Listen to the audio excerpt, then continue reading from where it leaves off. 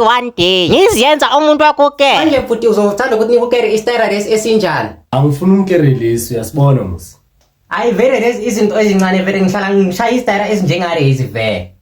Alright, hayi. Ubhuti Roya ngivele ngimkhipha isiqhoko enhloko ngishaya ngidume ngazo. Bese kuduma umshini. Zwing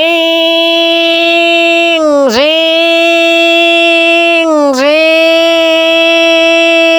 Senicedile manje bhuti nikufake madayi. Ayeye. Ubhuti Roya ngimbona ukuthi ukwatira akayijabulelanga lekhathi ukwatira ugane onwabo.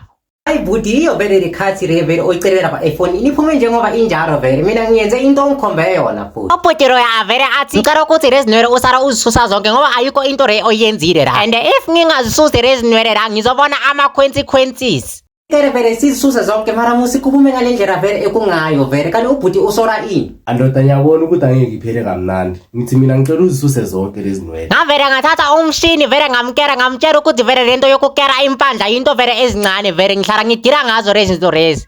Lapha ke ubhuti bese ngicedile ukumkera bese ngimchazela konke ukuthi kuhamba kanjani ngamtshela ukuthi bhuti uyakhumbula ukuthi kokuqala ukerile istayela was direct. Istayela lesokuqala ngisibiza 200 yesesithuna istayela ngisibiza 40 rand so kuzokhosta bhuti. Ubhuti wavele asukuma kwatira wathi ngikutshela ukuthi ngizokhomba ama consequences wavele wahamba ngabhadaranga.